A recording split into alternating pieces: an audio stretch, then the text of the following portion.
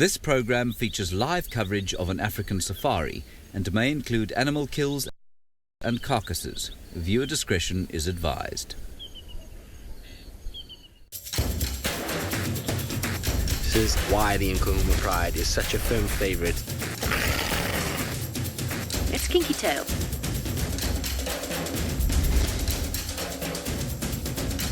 He just looks ready for a fight. This is still her territory. The Avoca boys are here to stay. How insane was that?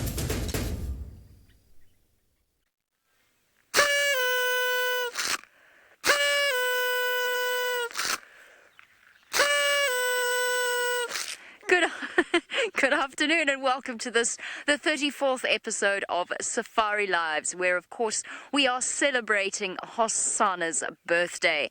My name is Jamie, and this afternoon Sebastian had the joy of being on camera for that particular moment. And this, of course, is the time of the week where we can discuss the goings-on of the various different animal characters. Now, remember that you can send through your questions in the normal way on hashtag Safari Live on Twitter. Alternatively, you can do that on the YouTube chat stream. Question comments thing, and from there we are of course coming live from Djuma Private Game Reserve, which is in the greater Kruger National Park area of South Africa. We will be joined by the Mara as well. Now, what a week it has been for the characters of Djuma and of course the birthday boy. As the end of the wet season looms, we were spoilt with sightings this week. Tundi made a rare appearance back on the western edge of her territory, while Hasana wandered familiar pathways before taking himself off on an adventure to the north. The Mbali pack came bounding through before racing off to the south, and the hungry Nkuhumas prowled through Djuma, while Kuchava gorged herself to the southeast. Up in the Maasai Mara, the Sausage Tree Pride have cemented themselves comfortably in the territory of the Oldono pike males, and the Shepherd's Tree males surprised us all with a stunning Mara sunset. So today, of course, is a celebration of all things Hasana themed. Hopefully he decides to pop up out of the woodwork from wherever he's been hiding, because he really has been hiding. We haven't seen him in, I'm not sure, but he didn't make an appearance for his birthday, and we were all very disappointed. This is also the opportunity for you to share your favorite memory of Hasana, because it's actually also not just about Hasana, it's about his lovely sister as well, with whom, of course, he shared a birthday, given that, they're leopard cubs and therefore were born on the same day, and who, of course, has probably most likely departed. Now, we're going to be chatting a little bit about Hasana's history, about Shongile's history, and of course their wonderful parents, the Queen, now deceased, of Djuma, as well as the Duke. So while you think of your absolute favorite memories of Hasana's cubhood and young adulthood, off you go across to Lauren, who has found her first very large creature of the bush. Good afternoon and welcome to the 34th episode of Safari Lives. So here we do have a rather large elephant in the distance, but first things first, my name is Lauren, and on camera I do have Davido. So it obviously is a episode for Hasana himself, and I'm currently trying to think of my favourite moment with him. I have had many, but unfortunately on his birthday, not only did I sing and dance for him, he failed to show up, and he hasn't shown up since. So he's either hiding from us, or he's feeling very sad that he has turned 3 years old. So we don't have Hasana, but we do have this beautiful elephant off in the distance, just feeding slowly through quarantine, not very far from our camp, not very far from Jamie in the tent actually, and earlier was having a little scratch on the nearby marula tree. So this elephant is on its own, but there was a herd that crossed to the other side of us, so I am wondering if it will try and join up with the herd again. Now it is a hot and sticky afternoon here, so I can imagine this elephant is feeling just as uncomfortable as I am right now in this sticky heat. There is no air or anything to breathe, so I'm sure this elephant will be heading at some point to a water hole. Now, don't forget to talk to us. It's important you do. So you can send in your comments and questions using the hashtag Safari Live. And try to keep it character focused this week. And of course, we are focusing on Hasana.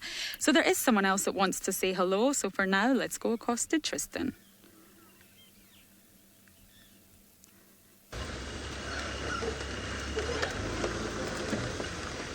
Indeed, we do have to say hello on a very special Safari Lives as we celebrate all things Hasana. Although Hasana is in the bad books of note at the moment, he really is not in the good books with any of us currently, given his absence for his big 3rd birthday. But who knows, maybe today's the day that we end that drought and we find him somewhere around this area. My name's Tristan on camera. I'll eventually get it out. Eventually we'll have words that will be spoken and it will be English and you'll understand me, but it's BK this afternoon. So there's BK's thumb. Yes, I know, sorry about that. The words are not flowing very well. They haven't been the last week. I don't know what's wrong with me at the moment. I just can't speak. It's a problem. But anyway, let's try and clear that out there and get rid of all those stutters now. And so essentially what we're going to do is we're going to, while we want to find Hasana, I'm going to adopt a project. We've been searching for him and we've been trying to find him all over the place. And so today I've decided I'm going to give him the cold shoulder like he's given us and hope that he then decides to come looking for us for a change. So I'm going to go drive areas that I don't think he'll be in the hope that maybe he just shows up. Do you think reverse psychology will work? I'm not sure, but we're going to give it a bash anyway, and so hopefully we'll get lucky. Now, parts of me, there's a whole range of emotions that goes on when it comes to Hasana and his absence this week, which I'll get into during the course of this afternoon's drive, because I have a few different kind of theories and things that I want to discuss and talk about, but we'll get into those a little bit later. In the meantime, though, rather than me waffling on about all kinds of things, let's send you across to Kenya so that David can say hello and give you all a very, very good afternoon view of Kenya. Triangle, and hopefully Hasana is going to appear somewhere in the show today, because the other day we were celebrating his birthday and I'm not sure that particular day he was in, but it's very good to tell Hasana a very happy belated birthday. Well, my name is David and we're in the Mara Triangle, and with me today is Bungei on camera, and we are starting our drive with some very lazy waterbucks. And I'm saying they're lazy because it is a rather very hot afternoon. I'm not sure I can remember the very first time we went about 90 degrees Fahrenheit. I'm trying to walk back the last few months, and today for the first time we have reached the mark of 90 degrees Fahrenheit, which is 32 degrees Celsius. And for me and these waterbucks, it is very, very hot. Bungei, do you agree? Bungei says a very big yes, and the faster waterbuck here are just shaking their head and just laying there, not doing much, waiting until it cools off, which worries me, because you would imagine they would be looking for some shade somewhere because it's rather hot today. But my guess is their fluffy fur is helping maybe to caution them, but also taking the shade in the thicket also puts them in a bit of a tricky situation should a predator like a hyena or a lion decide to come for them. Clearly, there you can see the very sexual dimorphic of these antelopes, males from females, and you can see the huge males there chewing cud with the big horns, and the girls having no horns. One very big advantage of ruminants, when they eat enough and it's rather hot, they just take a rest and regurgitate what they had eaten earlier and just keep chewing it. They are not very far from the Mara River, which is one area I'm thinking of browsing today. And as the name suggests, the faster waterbuck, that's why we call them waterbucks, because they're always near any kind of water, be it a river, a lake, or any kind of swamp. Well, because these waterbucks are rather lazy there because of the heat of the day, I'll move on and look for more active animals. But in the meantime, I'll send you across back to South Africa to Jamie, who wants to talk about the belated boy who had birthday the other day, Hasana. The birthday boy, well, there's lots to say about the birthday boy, and we're going to be watching some clips, and you can watch them with us. How does that sound? Does that sound good? Yeah, that sounds good. It sounds good. Little Hasana agrees that this, Hasana wannabe agrees that this is what he would like to do. So we're going to pop him there, and we're going to start at the very beginning. He's going to look after the party streamer for us. We're going to start at the very beginning and the absolute basics of Hasana. For those that perhaps have only discovered these live safaris in the last few months, the last year, the last 2 years, we're going to go back in time all the way to when Hasana and his sister were 6 months old. We've done a lot of them when they were tiny fluff balls, but we're going to go all the way back, and we're going to start off with our first sort of blast from the past, and we'll go back to a sighting where we had not one, not two, not three, but 4 leopards all gathered together. So here we go. We're going to... Oh, sorry, I headbutted the camera. Okay, now here we go. Now we're going to have a look. So there we go. The 1st of August 2016, there is the father of this little munchkin. His name is Tingana, and he is still, at present, the Duke of Djuma, and there you go, Hasana and his little sister Shongile. And I say little sister, they were obviously born at the same time, but at this point, around about 6 months old, we were starting to see the difference in size. So Karula was all the way up on the bank. I can't remember if Tingana stole this kill from her, but I have a feeling that it is a distinct possibility that he moved in and stole the queen's kill. If not, then I'm very sorry. There you go. The royal family. He did, apparently. Look at that gorgeous little creature. Oh, how I miss leopard cubs. So Hasana and Shongile had a close relationship in the way that leopard cubs always do. There's something very special about their interaction in those first few months. And, you know, getting to really get to grips with their relationship with each other. And I always found it slightly melancholy knowing that they were going to be separated from each other at some point. Of course, like all little leopard cubs, they had a fascination with their father. And we've seen this body language before. We've seen it in Hlalamba, when she has approached Tingana in the past. Now, Karula, as far as we know, this was her first and only litter with Tingana. So I think it's the only one. Oh, look how gorgeous she was. Look at those eyes. Slinking away, you can see the nervous body language of a leopard cub who's not quite certain what was going on. There weren't that many encounters between Hasana, Shongile and Tingana way back in the beginning. Oh, and when in doubt, choose something else, because of course Tingana had stolen their lunch. And there's the queen herself, moving the cubs away from their dad, knowing that her kill was long gone, settling down in a patch of shade. Oh, they were absolutely gorgeous. I'm really sorry, I got distracted. There's a baby Bushbuck outside the tent, and is absolutely gorgeous with Mum. Oh, hello. Aren't you just too precious? Well done, girl. Hang on. It's not a baby Bushbuck. I'm talking absolute nonsense. There's an Inyala, and there is a tiny, tiny young Bushbuck. It's not actually as much of a baby as I thought it was. I was totally not concentrating. It is a tiny Bushbuck. It is not a baby Inyala.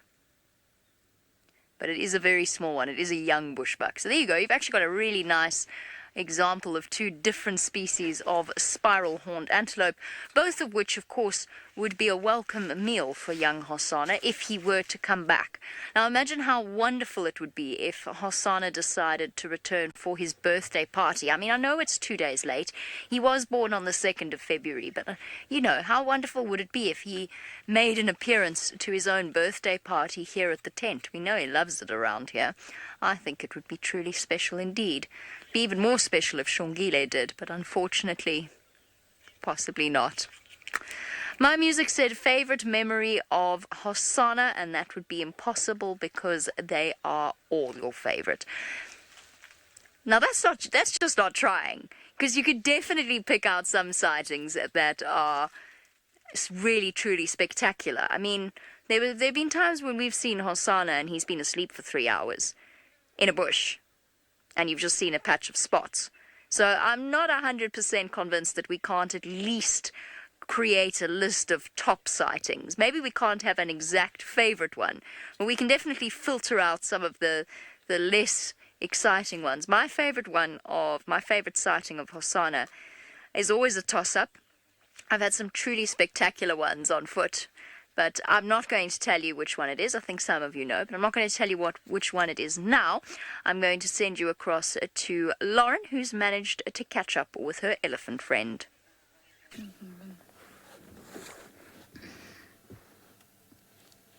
So we did actually move a little bit, and we found the other herd that was on the other side of us.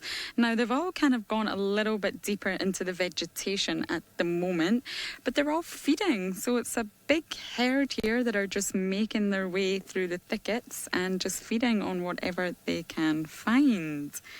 It's a little bit difficult to see, but you can see the tail there just swooshing through the thickets. Now, I'm still pondering about my favourite memory with Hasana as we move. One of my first memories with him was the most difficult one, which is my first live drive where he happened to have a baby impala that was not so easy for me to narrate. It was a little bit tricky. We're just going to keep going forward. But I wouldn't say that was my favourite one. Just going to try and get these elephants for you again. Let's see. Is this okay? There we go. So my favourite memory is probably what one time we found Hasani in the Moati River, and he was sleeping, of course, doing what Hasana does best, and he decided to have a good clean and a good groom and a good scratch and lick, and he ended up getting himself in all sorts of awkward yoga positions, and it was just absolutely adorable. So that was probably my favourite Hasana memory to date, and luckily I've been privileged enough to spend a lot of time with this cat and have many memories. However, he seemed to have evaded us all at the minute, and I think Tristan is very upset. I think he's hurt Tristan's feelings quite badly, so let's hope he does make an appearance somewhat today. I believe last week tomorrow, so almost 7 days, was actually the last time he was seen, and it was with myself and David, believe it or not. So he was still on Juma, and he was bouncing around like the playful cat he is, and he disappeared into the thicket, and we lost him, and that was actually the last time he was sighted. So hopefully, since we are dedicating a whole Safari Lives to him, that he will actually make an appearance today. Just watching these elephants is actually making me feel a little bit cooler at the minute, actually.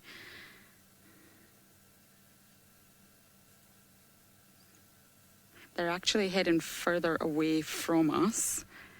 We are going to leave them soon and go in search of whatever else we can find. But for now, let's go up to David and see exactly what he has for you.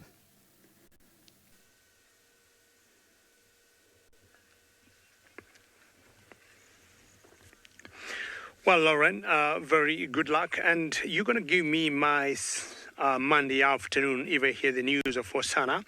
And just like we saw the waterbucks earlier that were getting very irritated by flies, these different antelopes here that we call the toppies are also very equally irritated by flies. And you can see that by the behavior or the flicking of their ears. And I'm sure they have gotten very uncomfortable in that particular area they were in. And most of them are rising up and leaving this area.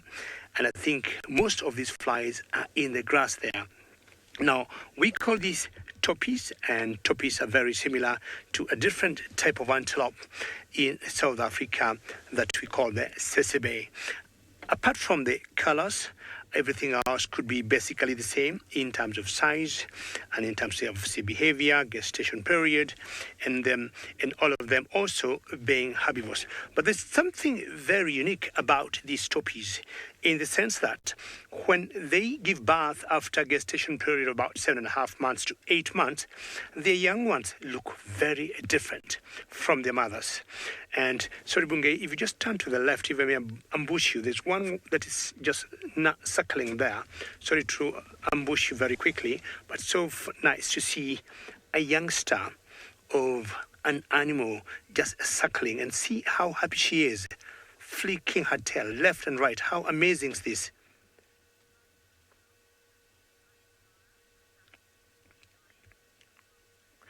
Rosalind, I guess your question is how many toppies are in the Mara. Now, I do not know whether anybody has been able to give that count. Unlike the lions that we have an idea, leopards, cheetahs, averagely, that have been able to have a count and a rough idea of how many hyenas we got. Nobody, Rosalind, has given us some very good documentation of how many toppies we got in the Mara. Maybe you might get researchers who will be counting and give us more data on this, I would say, very beautiful antelopes that we call the toppies. Now, lions, Rosalind, we usually know roughly how many prides we got. Like here in the Mara Triangle, we got about 11 prides. And there's one particular pride that I love that is called the sausage tree pride. And if you see that pride now, because they got young calves, it's always wonderful to see this pride with your calves.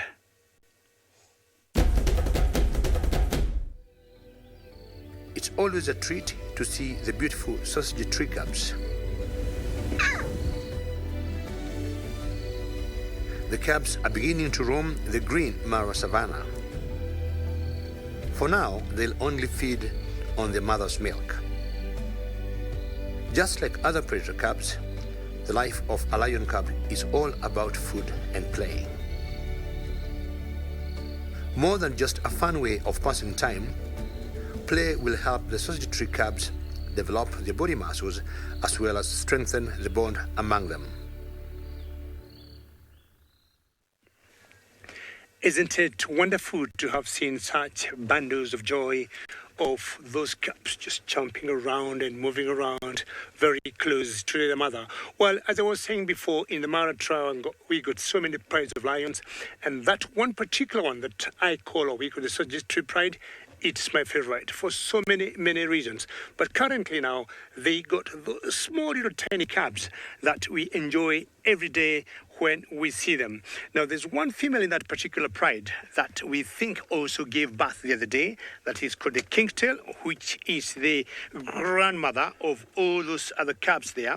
We have not been able to see the cubs of that particular female, and personally, I cannot wait to see them. We have watched her from when she was mating with a particular male called Kipuli, and then she went mating with another male of the Ondonyo Pike Coalition, and we got a feeling that, she has 2, 3, or 4 cubs. Nobody knows. Linda, great comment. And how special is this? Linda, I only request you keep following us every morning and every afternoon when we are out in the Mara Triangle until we are able to get those cubs of kingtail out, because personally, I cannot wait. Last week, I was out on a game drive in the morning, and I think I was able to identify where she dropped her cubs, and I can tell that is her den, because before I left that area, I could hear the cubs from a distance, either calling, but she did not bring them out. And I think she, feels they're still pretty young for them to be out in the wild. But it'll just be a matter of time, before Kingtail brings her cubs and maybe introduces them to the main pride. Well, could be tomorrow, could be the day after. In the meantime, we still got toppies here, which are just moving because of the heat of the day. If it starts cooling off, we'll start seeing them being a little bit more active. Well, I'll move on, and I do not know what could be lying ahead, but I'm trying to imagine Lauren is trying to get a spotted predator. Well, I am searching for everything and anything. We're going to go from water source to water source very slowly today and see exactly what we can find. I did just get an update. There are some lions are actually in Buffelshoek, so we're not able to traverse there, but at least we got the location of where they are. I believe it could be some of the Nkuhuma Pride. Now, last week was a fantastic week for the Nkuhumas. We actually managed to spend a lot of time with them. They sort of set up camp, if you like, in Juma, and they stayed for a while, and I think many of us here got a chance to see them. But there was one event when one of them managed to get separated, so let's go and take a look and see exactly what happened. Nana, one of the oldest lionesses of the Nkuhuma Pride, finally had her calls returned and was reunited with the pride once more. However, she did not seem too impressed with the rest of her family's full bellies, having just finished a feast in her absence. With bonds reaffirmed and digestion well underway, Nana took to searching for a snack with a few other supportive members of the pride. Rest assured that the pride would not be moving anytime soon. Wasn't that just a lovely moment? It is quite common for us to see lionesses get separated from the pride. I actually saw it twice last week. We're just having a little look at the water hole here. And it is, they become very stressed and very agitated when they cannot find the members of the pride. And of course, Nana, the oldest female, is obviously suffering from a quite severely injured hip, which might make her slower than the others. So who knows, we might bump into the lions today. Let's just wait and see. But for now, I believe Tristan may have something very exciting to show you.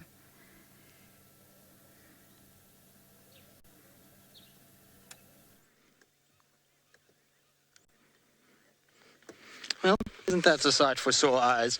Hello, little Tlalamba. Now, it's not Hasana, but, well, I suppose it is his half-sister, and it's nice to kind of, well, half-sister? Is it half-sister? I suppose, yes, it is, because we think same father. Obviously, those things can always be debatable. But, anyway, nice to see her once again, still sitting at Quarry Pan, where she's been the last 3 days, waiting for Mom to come back, which is always quite nice to see her, and she very conveniently came trotting down a little termite mound close by and came out in front of us to have a nice drink, as Lauren said earlier. It's very, very warm today. And so I'd imagine our little girl is hot and bothered. And so she's had a nice long drink, which is going to be good for her. I'm going to just cool her down a little bit, I would imagine. And then you'll probably find her going and flopping down in the shade. She really is a funny little cat, but a beautiful one. And she's slowly but surely starting to grow a little bit, and starting to look more and more of a sort of adult leopard-like and less cub-like. She's still obviously got a long way to go, busy sniffing around and going to lie in the cool mud. Yes, I would think that that's probably the best place to be able to lie. It is definitely a hot day, and the mud itself will be definitely much cooler to the touch. Moisture, as it evaporates, causes cooling, as we know. That's why panting works. Are you calling?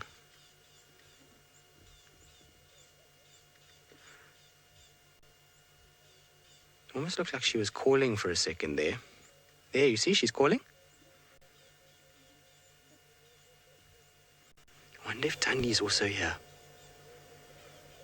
Let's see. She's kind of looking around calling. Or are you just hoping that it's your mom because there's some squirrels alarm calling? Or are you just talking to us? I think you're just talking to us. Or maybe she has the hiccups from drinking too fast. That could be the case. But there are some rattling cisticolas and some squirrels that were alarm calling a little bit further kind of into the block. And it could be very well that there is another leopard around, and that's why she's kind of staring in that area and making a little bit of a call. I mean, it's difficult. Not much of a sound came out. It could have been little hiccups that maybe she had. Now, one of the Nico viewers is asking if she's waiting for her mother. Yes, she is. So the last time that we had tracks for the two of them together was here, and we had both Tundi and her tracks drinking from this pan. They then separated, and Tundi we found that same night when they separated down on Torchwood, where she was chased off a hill by Tingana, and since then hasn't come back towards Tlalamba yet. Whether or not this is the slow start of her leaving Tlalamba for longer and longer periods, anyone's kind of guess at this stage. It's about the right time. She left, obviously, Tamba a little bit earlier than she's leaving Tlalamba, but Tlalamba is hoping that maybe Mom is going to be coming back, because I can promise you that she's going to be starting to get quite hungry. And so even though she was well fed 2-3 days ago, she's now starting to get a little bit hungry, and that means that she's going to be hoping and wishing that Mom comes back, because that's going to allow her to get, hopefully, a fairly decent meal and fill that little tummy up. But she's such a funny cat, because cats don't normally like water, but if you look at the tip of her tail, you'll notice every now and then it flops into the water, and she obviously doesn't like it that much, and so she keeps curling her tip, and then she forgets about it, and the little tip falls into the water. Look, there we go. Why are you putting your tip of your tail in the water, you silly cat? You're ruining your fluffy little tail. You're making it all matted. Maybe it feels nice. Maybe it's like dipping her toes in. It just feels comfortable to have a little wet to the tail. Now, I believe a lot of you are very excited that she's still around, and she is an incredibly cool cat, and she's really coming out of her kind of shell and become a lot more playful in some respects in the last. I mean, she always was a playful cub, but with Tundi only tolerated so much playing before she would kind of walk and move, and that would mean little Tlalamba would have to kind of keep up. She never had the opportunity to play nearly as much as what Hasana did when he had Shongile around, because she hasn't had a little litter mate. And so now that she's on her own, and particularly when she's waiting for Tundi in a place like this, she gets super bored, and then she runs up and down and chases things and bites things and does all kinds of funny things and gives herself quite amused by it all. And so it's been so nice over the last few days from what I hear. I mean, obviously I haven't seen much of her at all. In fact, I haven't seen her for over 2 weeks. And that means that, the other guys have had a lot more kind of sightings, but everybody has said that she's been super playful. Paula, what is the largest kill that she's brought down? Well, we don't really know, to be honest with you. We obviously have found her in the presence of a fully grown pregnant female impala, which she lost to a hyena, but we're not sure if she managed to bring that down herself. What I will say is that she was in that area for a few days. We then kind of left her in the morning, and in the afternoon she had this impala kill. It could have been very well that impala died naturally, and she found it, or maybe she did bring it down. At her age, theoretically, she should be starting to hunt things like that. I mean, even little baby impalas would probably be more on her sort of scale. But we don't know. We have never actually seen her physically kill something properly of any sort of decent size. So, birds, no doubt she's killed. I'm pretty sure she's killed quite a few mongoose. The rest of them, we don't really have an idea, and we haven't had any sort of live kills of hers or seen her on a carcass with bite marks on the neck and just her around. Most of it is because Tundi is still providing so nicely for her at this stage. So we don't really know, but I would imagine by this age that she should have. Oh, it was a tough afternoon, my girl. She is pretty though, isn't she? Is the mud nice and cool on your face? You're just like your brother, your half-brother, you know that. He too likes mud all over his face and makes him cool down a little bit. But you'll need to have a word with your brother and your half-brother to tell him he needs to start coming out now. Anyway, talking about half-brother, Jamie is still discussing all things Hasana. So without further ado, let's go across to her.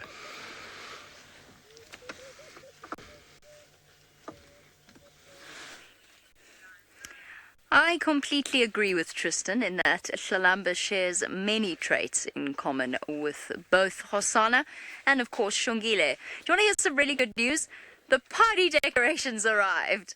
They were a little late, So it wasn't that we didn't plan on going all out for Hasana's birthday. It just so happens that the decorations took some time. But they're here now, and the party is in full swing. We've been eating chocolate cake. Oh, I wish we had chocolate cake. That's what we should have got, Seb. We should have got chocolate cake for the birthday party celebration. The streamers admittedly were a rushed job. Seb's done an amazing job with the front part of the tent. I feel like at some point I'm going to absolutely rip the streamers out of the ceiling. But, now we've done it. We've managed to look the part. And I got a hat, because I was quite sad that I didn't have a happy birthday hat. So that's good news. So there you have it. Right, onwards with the relationship of Hasana with his sister and, of course, his beloved mother, Karula. This is a stunning little sighting, one of those beautiful moments that we so often shared with the pair of them. And it involves, of course, the Queen Karula as well. There we go. My favorite thing about both Hasana and his sister was that face they pulled, that Shongile was pulling there on top of that rock. The way her ears drooped right down, or pulled right down to the side of her head. Oh, hissy Karula, irritated as her cubs get older. They're most definitely a handful. And the two of them played together on and on, absolutely endlessly. But Hasana has that exact same facial expression where he tilts his ears right down to the side. And I've seen that so many times on walk. Oh, I miss these moments so much. The moments that we spent with the Queen, even if she did get a little bit irritable as the cubs got older and actually hurt her. I remember at one point Hasana, as he overtook Karula, used to knock her over. It was ridiculous. But like all young leopards, they had a lot of skill developing to do. And although they might have been relatively close as siblings, that didn't mean that they ever stopped at the opportunity to cause absolute chaos. And to dislodge each other from a tree. Vicky said that this is her favorite moment, where she fell out of the tree. I remember Karula reaching up and grabbing her as well. It's all part and parcel of this whole thing known as growing up. It's something that Hasana hasn't quite fully mastered yet. We really did have the most amazing time with Karula and those cubs. There she is, the Queen herself, giving us a little wink. That could almost be Tlalamba when you look at it in that size. Little tail twitching away. Face not quite as long. Mom. Growing independence and then, oh, mongoose! I remember watching Hasana make his first kill, or what I felt was his first kill. I can't believe what an incredible experience we've had watching these cubs grow up. It's truly very, very special.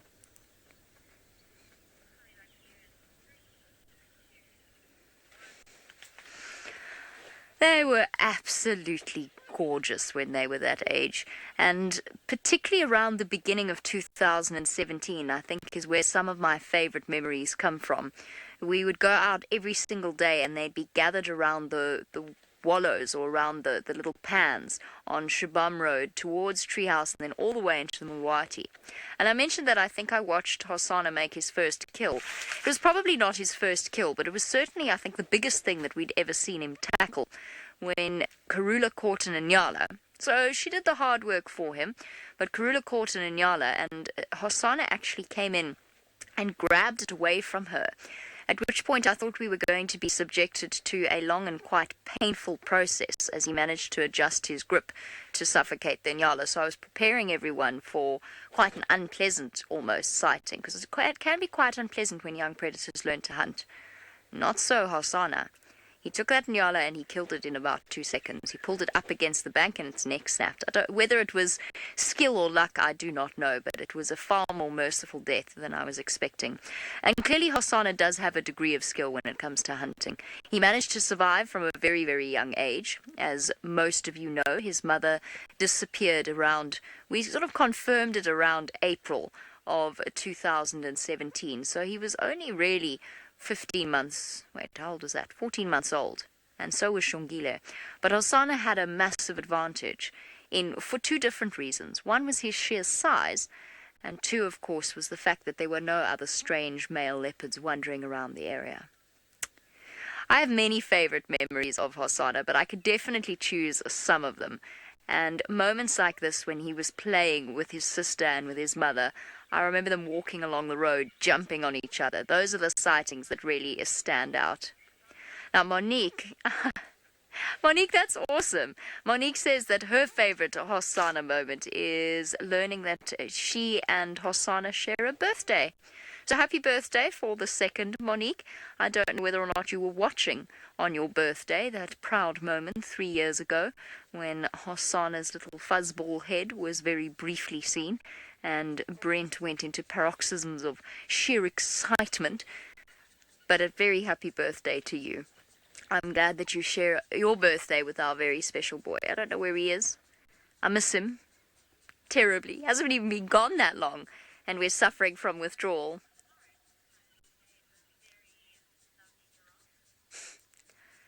So, while we contemplated the mystery of Hasana's whereabouts, Lauren hasn't had much luck finding cats yet, but she has found something with splodges.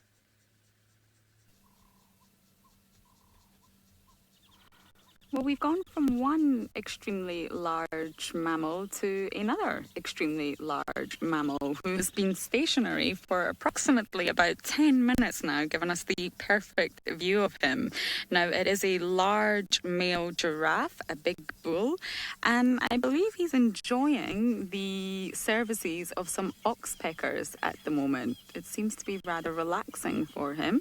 And I did just witness the red-billed oxpeckers actually pecking away right on the eyelid, which cannot be pleasant whatsoever.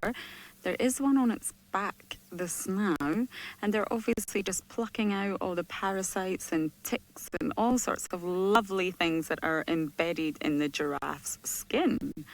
But from what I can see right now, the skin actually looks in very good condition. So our animal is very stationary at the minute, but I believe Tristan's one is on the move.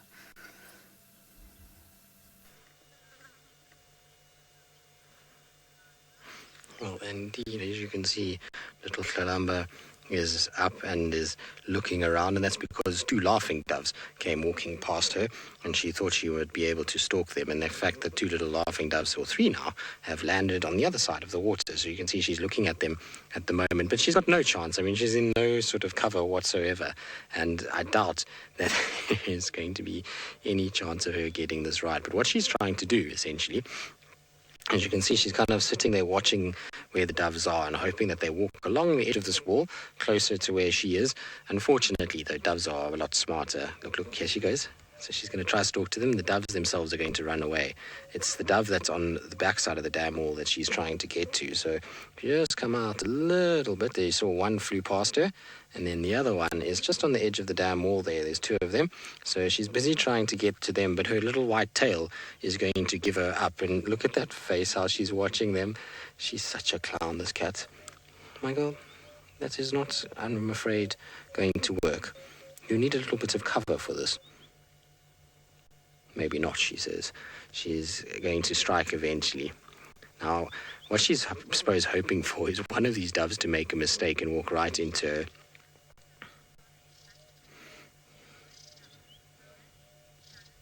So, Shannon, no, not as far as I know. I've never seen the two of them interact without Tundi around.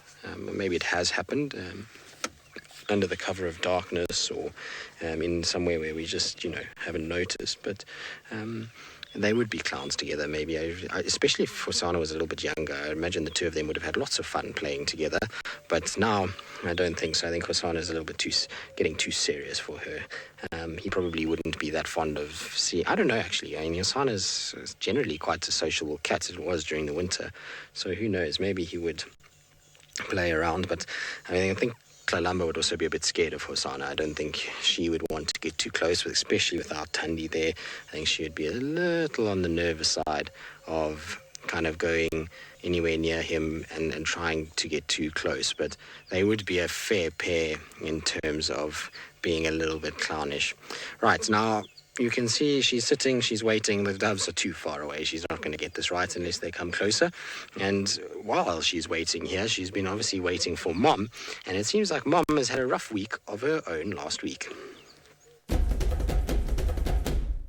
Thandi waded through a sea of feathered chloris, making her way back to her above-ground pantry. As the queen negotiated the branches, she seemed to be taking extra care and consideration with each step, as she ascended to an ideal sunset viewing spot. It then became clear that her cautious climb was due to an injury on her left side. While we are unsure as to what caused it, it appeared that Thandi was set to take some well-deserved time to rest and recuperate. Well, shame, poor Thandi. She's been in the wars a little bit, and I have an idea where that wound might have come from.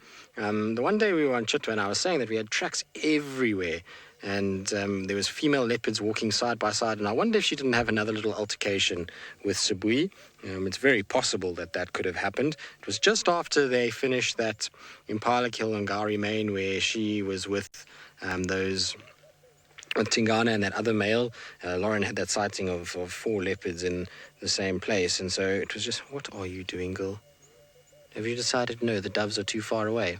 Do they not want to play with you? She's a funny character. Very cute, though. It might not be, a cat that we've seen all that much as a cub in comparison to Asana, but she's still very cute and still very playful. And it's so nice when you get to catch her like this by herself, because, the boredom must be real. After spending 3 days sitting at this pan, anything that moves, I suppose, is fair game and fun. And so I'm not surprised that she's going after things like laughing doves and pretending to kind of have a game with them. I suppose she just wants Mom to come back and take her somewhere else. The good thing, though, is that her tummy is not exactly empty. She seems as though she's got a little bit of a sort of tummy there, which is good news. So she's not exactly kind of desperate for food at this stage and is in dire condition. Seems to be doing just fine while she waits for Mom to come back. Anyway, we'll sit with her and carry on watching her antics. In the meantime, though, back up to David in the Maasai Mara and see how he's getting on.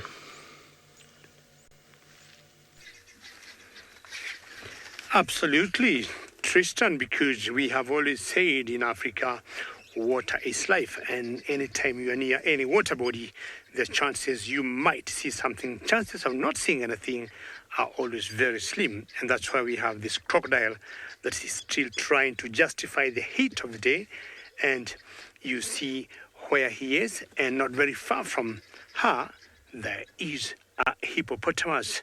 That amphibian there is also saying it's hot, and she's blending in with those rocks there. And you can tell the levels of water when it's raining, how high it gets. If you look at those rocks there, you can see the water levels have gone drastically low. And this is the Mara River. I'm sure all of you know the Mara River, very famous when it comes to the migration, or when the wildebeest will be crossing from one side of the river to this other side. And here, M in the final control says both the hippopotamus and the crocodile, they just blend in very well. And then, of course, they look like rocks. Now, you notice the water levels have gone very low. Lily, I thank you very much. You agree with me that you thought that was a rock, but actually it's not a rock. It's a crocodile, and that one is on the move now. And that one is a little smallish, and maybe by going down that way, she splashes herself, some water to cool off. And I believe she could not be floating. She could be maybe just slowly walking through the water, because that water level is quite low. And the levels will definitely rise come the month of June, July, or maybe May, or towards the end of April, when we shall start getting the long rains. So this is the Mara River. It could be about, almost 200 miles long from where it starts. And it starts somewhere in an area called the Maui Escarpment in Kenya. And it comes through the Maasai Mara Game Reserve and it goes through the Serengeti National Park, and it drains in Lake Victoria. Remember, our drive is always very interactive, so should you have any comments like Lily, please send them through. Should you have any questions also, as usual, hashtag Safari Live on Twitter. Now, Catherine, you see that croc? They're very close to each other. Now, two things here. Both of them got very different feeding habits. The croc is a carnivore, and the hippo is a herbivore. Well, croc being a carnivore, definitely that hippo would be too big for her. My guess is they are only 3-4 meters apart, and they know they have a commonality. They respect each other, but I'll tell you what, once in a while, we have seen crocodiles going for baby hippos. But in general, they usually have no conflict. Look at the massive or the size of that hippopotamus there. She is huge. She is huge. And the croc knows, she is not going to waste her time trying to get this huge hippo who is having a snooze. And as you said earlier, very good, Bungay. Look at how sleepy she is. And if you look carefully, the nose is just slightly above the water level because, hello, good afternoon. And she is blinking, opening her eyes. She gave me a wink, and she thought she is very comfortable with me. So what I was saying earlier, she has made sure the nose levels are just above the water so that she can continue breathing without having issues as she has a nap. I just want to stay here and drive a little bit along the river and see whether I could see more crocs maybe outside the water or more hippos. But at times also we'll always see, lions trying to chase or waiting for animals that would come to drink water. But in the meantime, we'll take you back to South Africa to Jamie Patterson.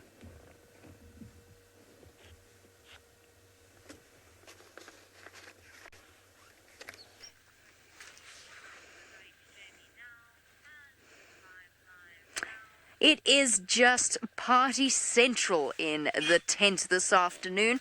Seb and I have been blowing party streamers. We've been playing music. We've not been doing any of those things, but we've been celebrating in spirit with our beloved Hasana. And certainly if he makes an appearance today, we'll have to play some sort of song. Look, have you seen? He's even got his little name on a bandana. I think that's gorgeous. Absolutely too precious. I think we're going to have to get a Shongile one as well. Definitely we are. Do you agree? Yes.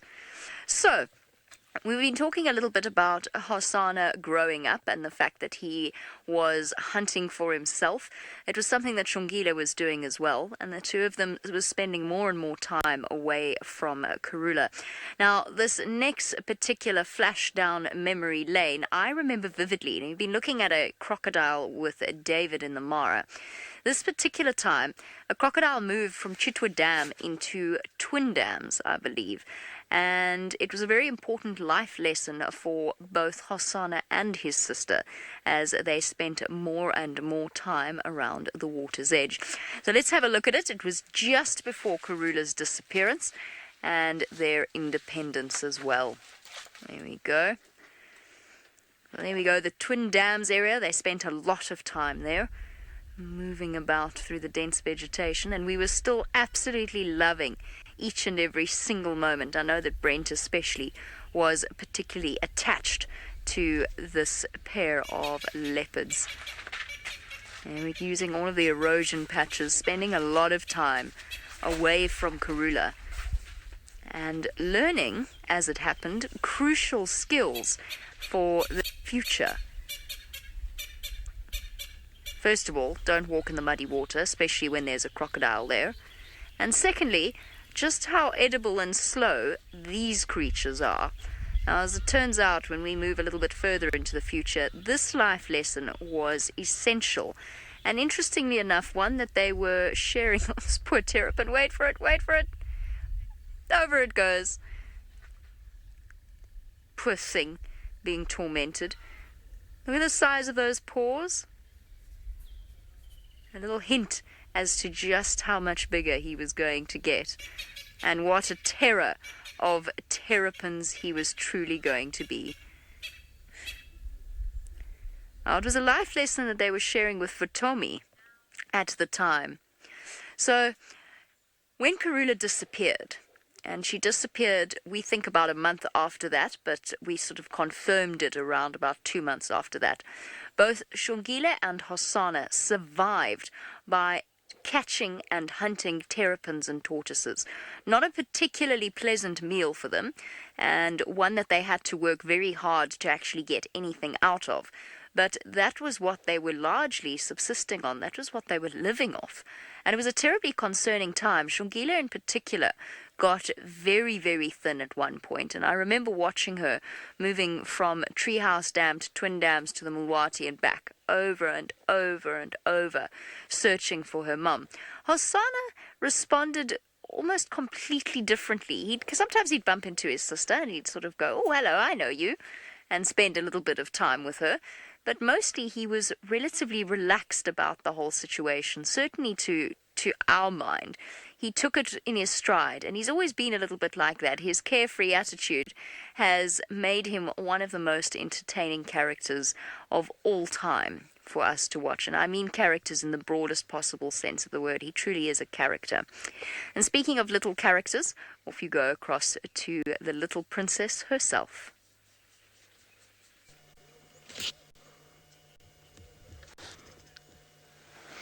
Indeed. It's just as entertaining as Hasana sometimes, although I suppose Hasana's entertained us for longer, and that's why I suppose he's so kind of ingrained, and also his connection to Karula. I suppose the Tlalamba is also connected to Karula. It's all part of the same lineage, and it's amazing actually how most of that lineage has appeared this week, in the form of obviously Tlalamba, we've had Tingana, we've had Tandi, Kuchava has also been around a little bit, so there's been lots happening. Funny enough, actually, last night we were on Chitwa airstrip and we heard Leopard calling, and then the guys that were in the area, they went onto a net, which is just south of the Chitwa airstrip, and they found Kuchava, and she was actually around, but she was busy calling for cubs. So it seems like the cubs are inside a net side. So she was making lots of contact calls, and they left it because it was starting just to get dark at around 7 o'clock or 7:15. So it's good news to know that she is still calling for cubs. I mean, I hope that she's not calling because she can't find them. I hope it's more that she was just going to where the den is. The area that she was in is a very difficult drainage line that's very, very thick, and you won't get a car in there even if you wanted to. And so I wonder if maybe that's why she's been keeping them in there, is just to try and keep them safe during that period, which is good news, though, either way, that she is around, and hopefully still has cubs. Tom, do I think Tlalamba's hanging around water for prey? I mean, maybe, but I don't think so. I think more the fact is that Tandi left her here knowing that this is a safe place. You must remember that this is an area that little Tlalamba has been left many times before. We've tracked her from Goripan quite often. The fact that there is water is good, because Tlalamba needs water every day. If she's not feeding off a kill, she's going to need to get water, especially in hot conditions like we've got now. And so she needs to make her way towards water. So just convenient, I suppose, to be left very close to water. And the flip side of that is that there are going to be animals that are going to come down to drink, which she can then potentially try and stalk and try and kind of be able to catch. But I don't think it's the sole reason she's been here. It's not like Hasana during the sort of dry periods of the winter, when he was here predominantly because he wanted to try and hunt the things that were coming down to the pan every night. And remember that she's not been independent like Hasana has, and therefore for her life is a little bit different. She knows that if she's patient enough, not so much that at the waterhole, but that Tandi will eventually come back, and that means food in some sort of way if Tandi comes back to fetch her. So you'll find with her that's why she's here. She was left here. There's water. There's no need for her to go too far. Ultimately, Mom is going to want to come and fetch her at some point, and so we'll come and get her. Laura, you can never know for sure. I think so. I mean, I don't know for sure. Tandi can be funny with her cubs. She can sometimes just leave them, in which case you'll find that she'll spend a long time kind of on her own and probably be quite localized to this pan area, and then she'll start, as she gets hungry, she'll start to move and start to try and find food. You might find that she'll actually look for Tandi a little bit and might hear Tandi calling and will go and try and find her, and there's this kind of separation period where they get a little bit kind of grumpy with each other. Well, Tandi gets grumpy with her. But I mean, I don't know. It's one of those situations where could come back, she might not. Only time will tell. But we must prepare for those days where Tandi will start to leave her on her own fairly soon. Like I say, Columba's getting on now. She's now going on to debatably sort of 15, 16 months, or 15 probably is about more accurate than anything else. And so time is starting to go. You know, we generally say that leopards will be left between sort of 14 months and 2 years. So, you know, she's kind of getting on in a little bit now, especially for Tandi's cubs, because she tends to leave them a little bit earlier. So we'll just see how it goes. I think it depends. I mean, I hope that she's going to come back, but let's see. Anyway, in the meantime, though, we'll sit with this beautiful little cat while she gives us the beady eye.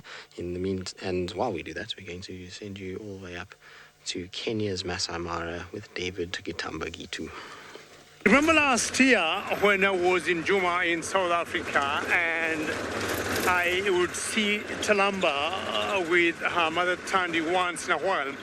There are two particular occasions I saw her on her own, and I was a bit worried because she was still pretty young, and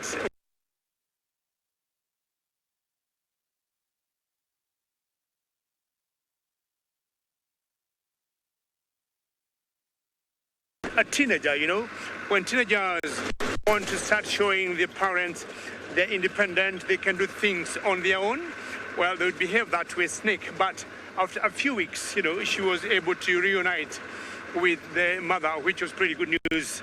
But I worried that was not the right age for, you know, her to disappear and not to be with the mother. My apologies. I'm sure at one point you lost me there. These are some of the challenges we get when we're here in Africa. Now, we are coming to another antelope, like what we had before, and this is a topi. Remember, earlier we saw a huge herd of topi. There's one that is walking on his own. So once in a while, we'll always get gremlins.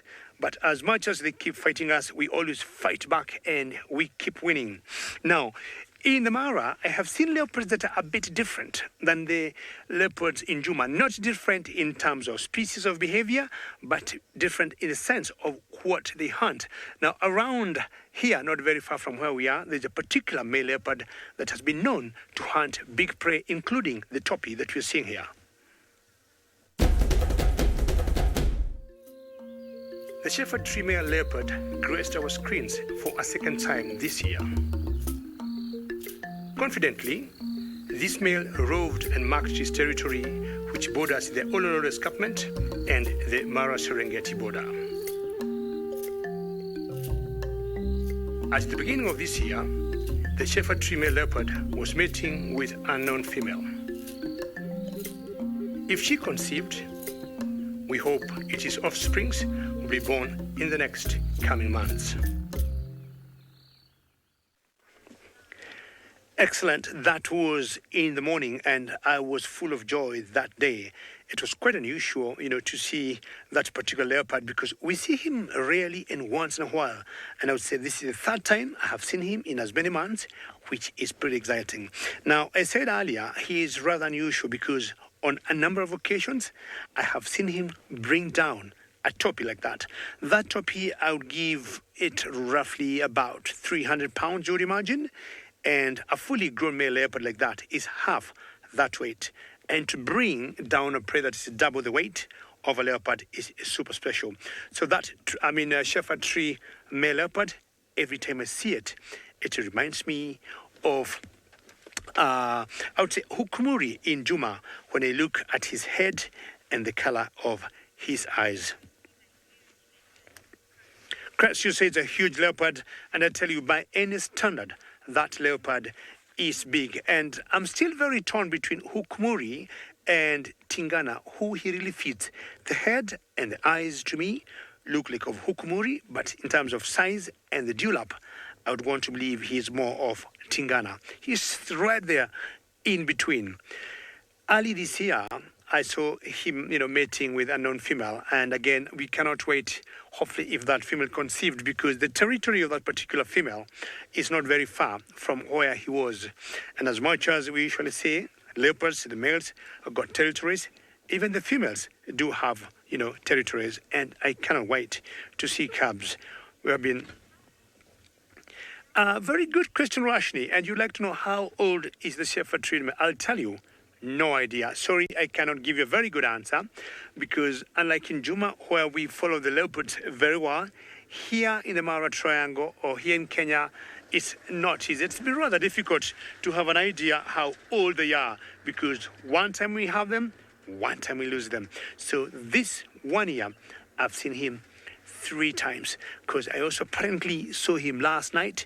He was on top of a termite mound late in the evening and he was trying to hunt. I do not know when I'm going to see him next. If maybe not me, it could be Isaac, but we're just waiting to see.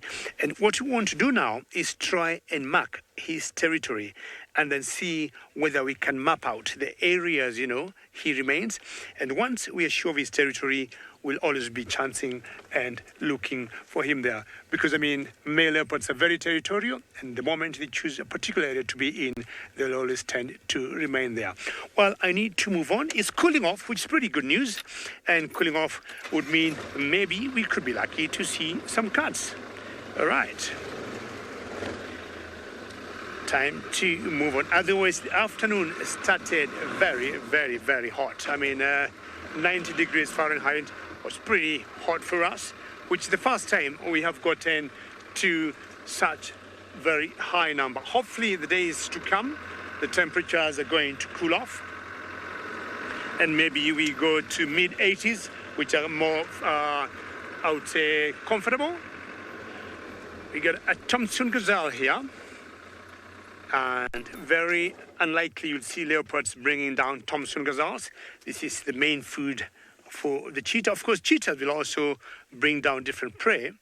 But here in the Mara, we got the cheetahs going for the Thompson gazelle. So this one young male here, or rather one fully grown male, just guarding his territory as he keeps feeding and as usual, flicking their tail.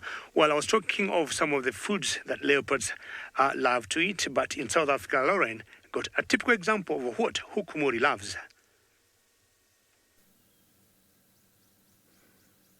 Another prey item indeed, and one of such which it is quite small. It's one of the smaller prey items out here, but is indeed incredibly powerful. We do have 2 warthogs.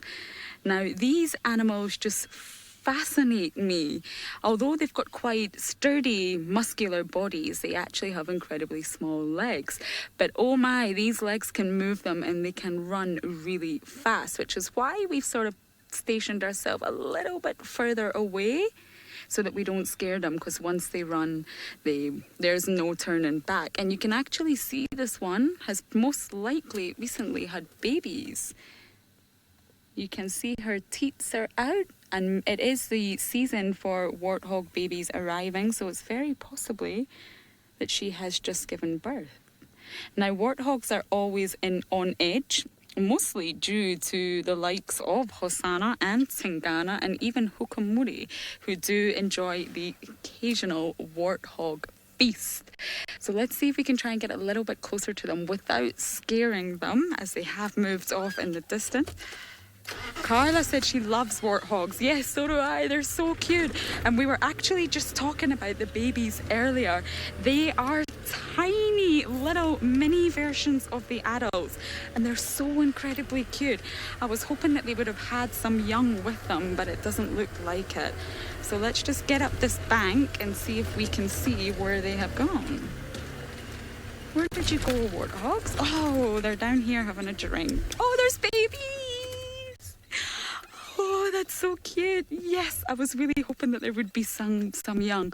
1, 2, 3, 4, 5. How incredibly gorgeous is that? Oh, that is exactly what I've been wanting to see. Little, tiny little wart piglets. Now, it can't be easy being a wart piglet, so they often stay very close to the mother and have to really, really be alert as well, because this is unfortunately the perfect snack item for many of the predators out here. And Hasana himself was actually showing a wound. Yeah, but saying bacon bits. Yes, indeed it is. Terrible comment. Let me just try and see if I can reposition. They don't normally let you get too close. Can you get them from here, or should we go forward? Okay. Okay, we're just going to get round here and try and see if we can see them better, because they're so adorable. Ah, here we go, here we go. Hello, little family. Okay. Okay, we got them. Look at that. That's horrible. Now, they are, I don't even know what size I could say they are. They're like a mini version of the adult that just skip along behind them. And what I was about to say there was Hasana was actually displaying a wound. He had a quite painful looking wound, circular shape, and there was speculation that it could have actually came from a warthog's tusk. Now, although these animals tend to sort of flight rather than fight, if you do encounter one, they can cause serious injury with their very, very sharp tusks. The two sort of tusks on either side rub against each other, making sure that they're incredibly sharp, a lot sharper than you would think. So they are equipped with their own weaponry, their own form of self-defense, but they do tend to sort of flee rather than put up a fight. So these baby warthogs have got a lot to learn. Now, this could potentially, and again, this is just speculation, be the same family that I did see here the other day. But unfortunately, if it is the same family, there is less of them. So hopefully, maybe it's a different family that we are looking at. And Carla says she loves how they hold their tails up. Isn't it so cute? It's very ladylike. I always think like it looks like they're walking on high heels when they sort of skip like that with their tails up. Now they're going back towards the dam. So they must be going for another drink. Oh, they're just so lovely. Yes, Emma agrees. It looks like they're ladies in high heels.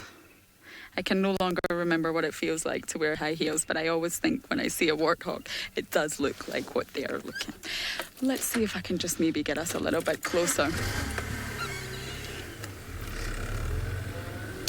So while we try and get a little bit closer to our beautiful family, let's send you over to Jamie, who seems to be out and about of the tent.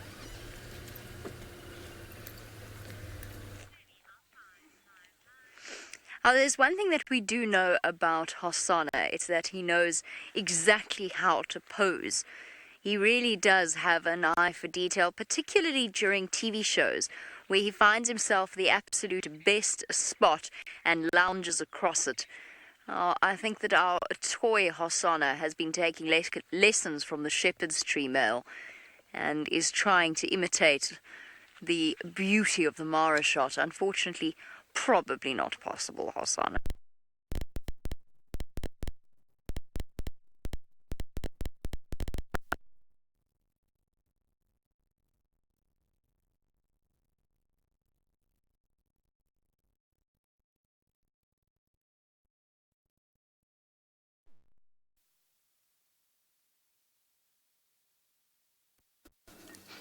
We're sorry about that. No idea what happened, but we did appear to lose Jamie. But that's fine, because we are still with our lovely little family here.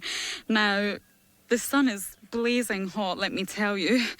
I am rather jealous that they are around this waterhole, and I am not. However, we're getting a perfect view of them, so I am not complaining. It looks like Mummy may have laid down. She's obviously taking a rest. It cannot be easy being the mother of 5 little piglets all running around with mountains of energy each day, and you can see they're all coming back down now for a drink. Now, they're very easily spooked, and they will indeed run as soon as they hear a sound, but we're trying to just be as quiet as possible here, and they all came back down to have a little drink. In the distance, there is also an impala having a drink. Look at that, all at ease with one another. Now, what you will notice out here when any sort of prey species, if you like, antelopes, warthogs, come near a waterhole, they get very nervous. They're not comfortable. And this will just be a sort of innate trained response. Waterholes do generally tend to mean predators. Crocodiles, leopards lurking in the corner, hyenas. So indeed, this is not the case right now, but anytime you do see an antelope or warthogs in this example, they are very, very nervous to come close to waterholes. You never know what could be lurking in there. Now, there is no crocodiles in Twin Dams, let me just clarify that. But of course, in dams like Chitwa, there is a very high possibility of bumping into a crocodile. Oh, this is exactly what we were actually hoping to see today. I did say to David, I want to see a warthog, find me a warthog. But I spotted it first and he didn't, so that didn't work. But we managed to get the babies too. Wonderful. Look at them all.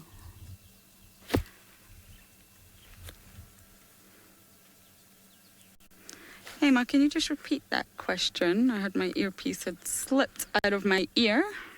Paula is asking a question, which I will get right round to, if Emma can just repeat exactly what it was.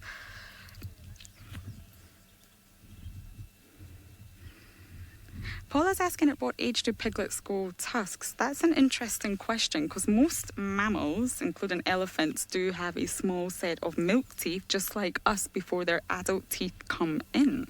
So I'm actually not sure exactly what age their tusks come through at. But that is a really good question. I will find out the answer for you and get back to you on that one, Paula, because most prey species out here have to be born ready to run, ready to defend themselves and ready to just flee the predators. So your antelope species are a perfect example. When they're born, we call it precocial, where they just hit the ground running. Within hours, they're able to stand up and move in order to keep up with their herd, to keep up with their mothers. So warthogs will be similar to that, and you can see that they are just little mini versions of their mother, so that they're just ready to walk when they're incredibly young. So I will find out the answer to that because it's a very good question, Paula. But for now, we're going to send you over to another cute animal in the form of Tlalamba.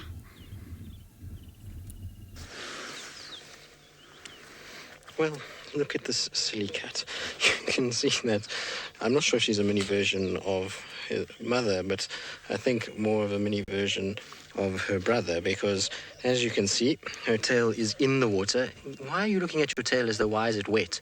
You silly cat, you can't put your tail in the water. That's not a clever place for a tail. You don't like water, remember? Now don't eat your own tail. She makes me laugh. She really is another story, this cat. Is your tail now wet, you silly girl? No, she's not a good listener, and she's also now trying to swat the water off her own tail, which is quite ridiculous in its own right. And what are you doing? Your tail is wet, and no wonder you're having to groom it. That's what happens when it's put in water. Silly girl. But at least she's facing us now, which is quite nice. That's very kind of her to have kind of looked in our direction. Yes, you are beautiful. She is such a poser. She's taken a lot of leaves out of, or leaf. Is it leaf or leaves out of Hasana's playbook? Elizabeth, does she have a scratch on her head? Elizabeth, I can't see if she has a scratch on her head, if I'm honest with you. And now that she's turned, I don't know. Whereabouts on her head, Elizabeth? Are you talking about maybe on the top of her head or near her ears? I can't see anything myself. It's not to say there isn't a scratch on her head. I mean, she does have sometimes maybe just a shadow is what Emma is saying to me. Bad makeup job. We blame James because James did makeup for Columba yesterday for the TV show. So if the makeup's not good, it's James and David's fault. And so they're the ones to blame and the ones that need to be shouted at if she's got bad makeup. Always James, isn't it, Emma?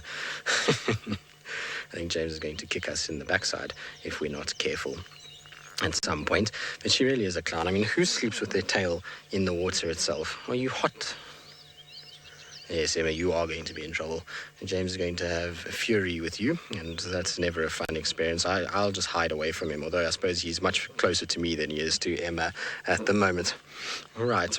Now, I've been saying that all of Hasana's relatives have been out on show over the past few days and weeks, and one in particular that was a nice surprise was his niece, Kuchava, who made a brief appearance down at Chitwa.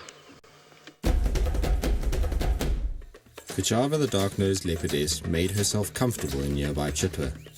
With her impala kill neatly stashed up a tree, Kuchava took some time to treat herself to a bit of pampering. Perfectly positioned, Kuchava enjoyed a drink after her manicure, never straying too far from her meal. However, it appears after a brief hiatus, the Djuma hyenas have returned, with ribbons stopping by to investigate if there were any potential scraps to be scavenged. With the dubious ongoing relationship between the hyenas and leopards of Djuma, it's no wonder that Kuchava remained close and cautious, keeping an eye on her kill for the rest of the day. Well, wasn't that nice for her to make an appearance? And I was saying earlier that it seems like her cubs are still alive, given that she was calling yesterday for them.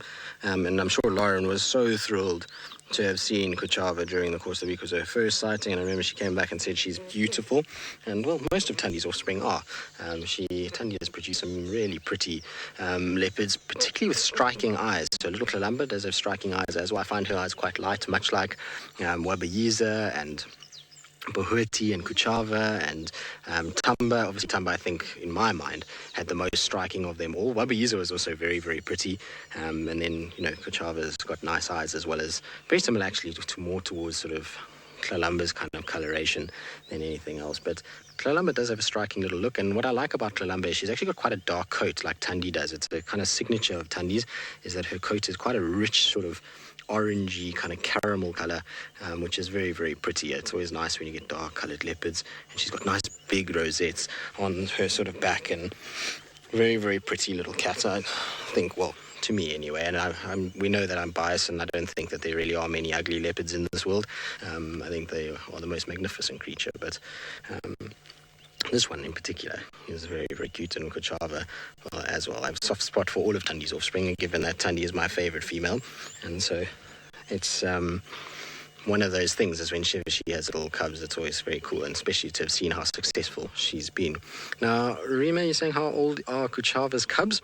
Well, no one's really 100% sure, but we think close to about 10 to 12 weeks, somewhere there, would be roughly where they are. I think they've only been seen once on the 10th of December, from what I can understand. And so that's kind of where what we kind of guessing. I mean, obviously we haven't seen them, so it's very tricky for us. Now, BK, can you go back to her tail for me? Because there's a really cool little marking on her tail. You'll see that there's a little bend on her tail like that, and if you just go back along her tail and just out a little bit, now right there, now you see it almost looks like a little paw pattern. So she's got the 4 little toes and then a paw pad that's kind of, so the toes would be facing to the left of your screen, and then the little pad at the back, right in the center there, it almost looks like a little kind of leopard footprint on her tail. It's not exact, but you can use your imagination a little bit, and so she's got her little pug mark on her tail. That could be something that we could use in the future if you ever have just a glimpse of the top of her tail dangling out of something or something like that. It would help us maybe to be able to identify her. I'll tell you one thing, though. She's a clever little leopard, because somehow she has figured out how to find the only shade that there is. The rest of us are being absolutely obliterated by the sun while she lounges very carefully in the nice cool sand in the shade. So I'm a bit envious of her at the moment, and her tail in the water. Anyway, in the meantime though, we're going to send you up to David. I hope he's not as hot as what we are. Kenya generally isn't as hot, but I'm hoping, like I say, he's more comfortable than it is here in the sun. Well, Tristan, I'm very convinced that lumber coming maybe end of 2019, she'll be a force to reckon with in Juma Private Game Reserve, as she grows. If she is going to take over the mother should be worried that, her daughter will be taking over. Now, I said earlier, as it may start to cool off, we might be lucky to see some cats. Well, the luck came, and not as I would wanted it, because we got 2 male lions here, and they seem to be very, very snoozy, simply because it is still very warm, and they're lying under that, what I'd call the Agadenia tree. I'm yet to find out who these 2 males are, and my first guess would be there have been 2 nomadic males of lions that have been sneaking in this particular area. Now, this area is always occupied by some girls that we call the Mogoro females, and the Mogoro girls are always 3, but there's no particular coalition of males that have been hanging around here. What I'm guessing, these 2 males want to take an advantage and, occupy this area, because as it is quite vacant.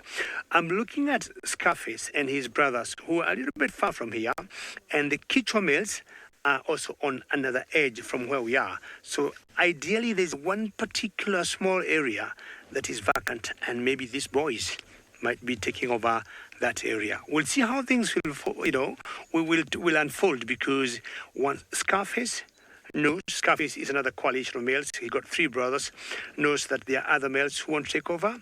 Who knows what will happen? Well, every time I talk of lions, I've always spoken of my favorite breed of lions in the Mara, that is called the sausage tree pride. And when you see the sausage tree pride bring down some huge, dangerous prey, you will give them respect, as I do. In the Lion Kingdom, it is the responsibility of the lionesses to provide food for their family, and the sausage tree pride lionesses have mastered this art. Surrounding a lone male buffalo, these lionesses skillfully cornered the highly dangerous animal and leaving it with little room for escape. At times, buffalo herds are able to rescue their own during a hunt, but on this occasion, nothing could be done. With a fierce kiss of death, this lion pride had itself dinner and food for the next few days.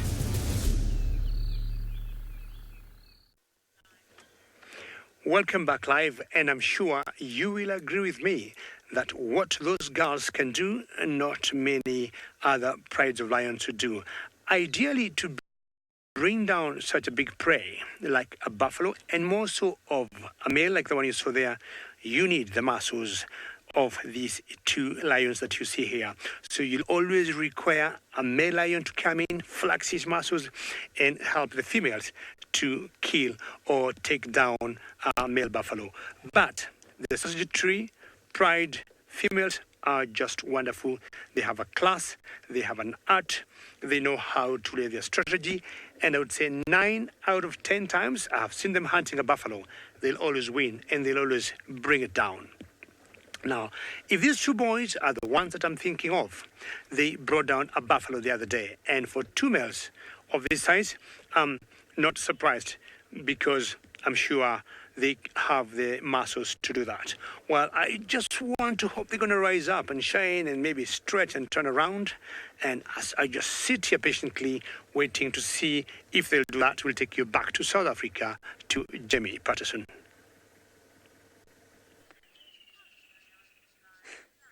The party, the celebrations continue. It's getting a little rowdy in here and really out of control. I mean, we're going to have to give Seb a bit of a rest after this, because, of course, he's now got a sugar high and he's running around like a child.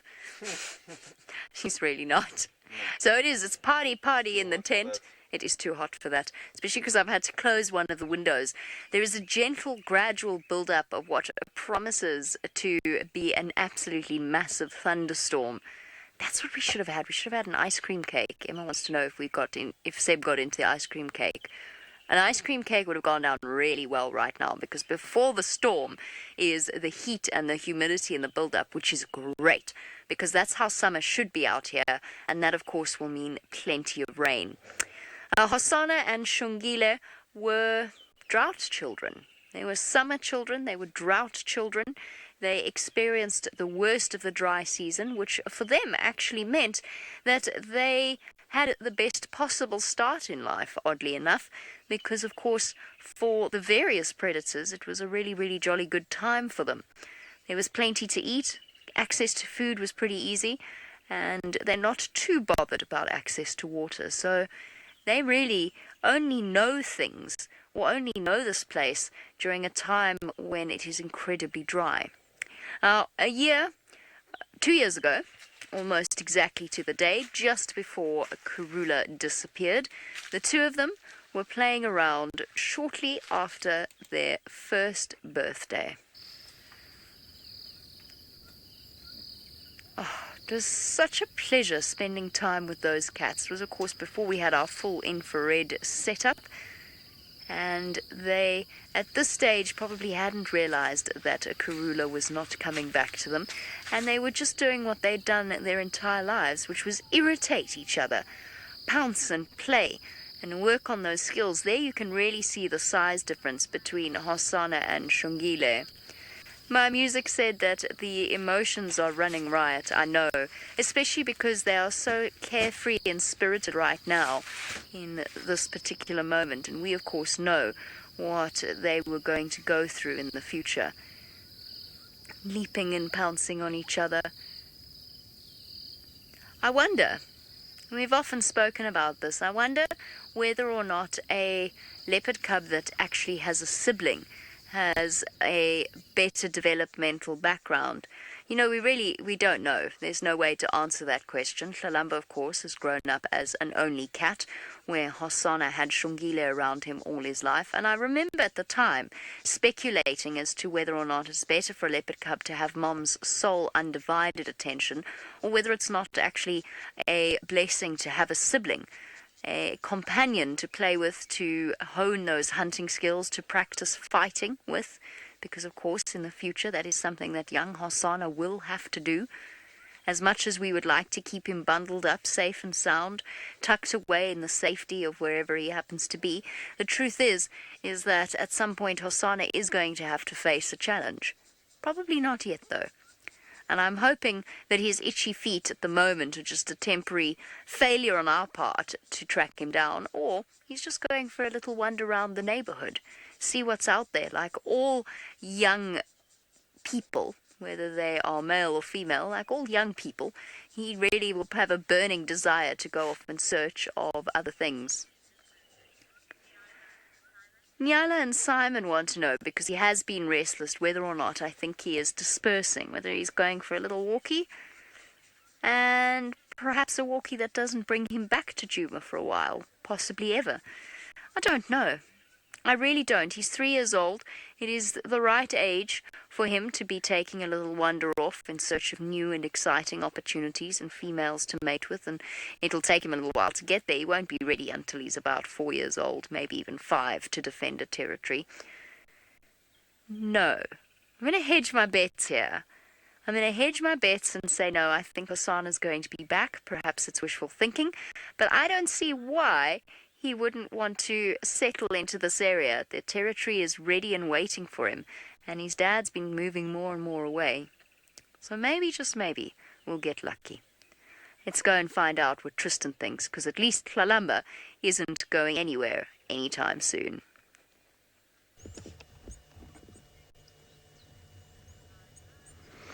We're still sitting with Hlalamba, and she's still watching birds. She's decided to go to the other side of the pan. And she's watching doves that are coming and going, cinnamon-breasted buntings. There's been some blue waxbills that have also come through. So there's been quite a few different birds that have been around, and those obviously are piquing her interest in massive amounts of ways. There's also quite a few insects and a lot of bright sunshine too. But essentially what she's doing is she's trying to position herself in the hope that a bird will come a little bit closer. But for her, it's not really going to happen. I mean, birds are clever. They can see a big cat sitting out in the open like she is now. She would need to have a little kind of reader reeded section, like Hasana and Shongile used to use down at Twin Dams. They used to sit right next to the water there, and that covered reeded section, and then when anything came close, they would be able to kind of grab it. So anything like terrapins, monitor lizards, as Jamie was referring to earlier, and even Hasana at Chitwa Dam grabbed that Egyptian goose chick, and at Buffalo's Hook Dam as well. So anywhere where there's a little bit of kind of cover is much better for a leopard, and so she would probably be far better off if she lay on the other side of the dam wall and birds kind of came up unsuspectingly kind of towards the edge of the water. Now, we were talking about sort of hunting techniques and the ways that these different animals can hunt. And, well, Hasana this week tried valiantly to upgrade his hunting skills to a porky meal. But, well, let you see how it just went. Seemingly dissatisfied with his healthy eating habits of late, Hasana made use of a nearby bush as he went in search for something more substantial to eat. After he was foiled by a nearby impala herd, it appeared that the little chief's stalking skills may require some fine-tuning. The spring quickly returned to his step as an adult warthog came out into the open. The warthog took the window of opportunity and disappeared into the thickets, leaving Hasana to sulk in the sand as darkness fell. Well, shame poor Hasana. I mean, he'll get there eventually. I mean, a male leopard, it's one of their favorite things to go after is warthogs. And so in time, he'll learn the technique. And it's generally when they hunt warthogs in their burrows, and big warthogs like that are really reserved for the big males. So he's still got a bit of growing up to do before he can tackle one of those. And I think he probably thought about it a little bit and thought to himself, well, this is maybe not the best idea. But you can see little Tlalamba is in stalk mode once again. 2 laughing doves are coming down for water, and she's trying her very best to make herself as small as possible. But of course, she's right out in the open, like I was saying just now. And so as the little doves come down to drink, she's thinking to herself, well, if I burst through here, maybe I'll grab one. But I don't think she's going to be able to make up that ground to be able to grab them. What she's probably also hoping is that one of these doves makes an error and just flies a little bit too close to her, in which case she can then kind of launch and grab one. And I've seen leopards take birds before. It's quite something to watch when they do it. Shivambalana, funny enough, killed a emerald spotted wood dove once, which was quite insane. He was sitting on a termite mound having a bit of a sleep, and this emerald spotted wood dove, or a dove of some sort, came flying past. I think it was an emerald spotted wood dove. I try and remember these things. It was way back when, so my memory's a bit sketchy as to which dove it was. But anyway, a dove came right flying past, and with one paw he leapt up into the air and grabbed this dove mid-air with one paw and slammed it to the ground and ended up eating it. So, you know, they eventually get it right and figure it out. You can see she's looking longingly at the doves that have now flown away, who have gone to the safety of the trees. And I'm afraid, girl, this is not going to work for you very well. You're going to need to find a better spot than where you are right now. You're going to need to go to somewhere where there's a little bit more kind of reeded material that is going to be good for you to kind of launch an attack from. And this pan is far too open for that. Look at that. Oh, shame, my girl. Is it a tough life when you have to wait for Mom? Also doesn't help that she can't control her little twitchy tail too, because that little white twitchy tail keeps giving her away all the time, and she kind of keeps getting herself into a little bit of a spot of bother, because every time she lifts that tail, the birds will scatter in 40 directions, which is not really ideal. Also, she's made her tail all dirty because she got it wet, and she's now putting it in the sand, so it's going to be caked in all kinds of horrible stuff at some point. And she'll just groom it out, I suppose. Right, now you can see that she's resting now, waiting for the next bird to come, and so we'll stay with her while she does. But in the meantime, let's send you across to David, who's got apparently some chubby lions, which I suppose runs along the theme of Hasana resting in the shade. Well, if I would be asked what I would want to be in my next life, from my experience here this afternoon, I would want to be a lion. For 2 reasons. Number one, if you look at the belly of that particular close lion to us, he is definitely full. And number 2, just sleep and don't think anything, and without any worries, because lions got very few enemies, I would say, if any. I've been here now for 30 minutes, and apart from twitching the ears and the tail once in a while, and maybe that fast body movement, I would say, that is of, substantial, there have been yeah, you see the other one there, that's the brother. Well, Ravinda, good question. Have I seen any lions living in the Rocky Hills? What I have seen them do, Ravinda, is going there to feed.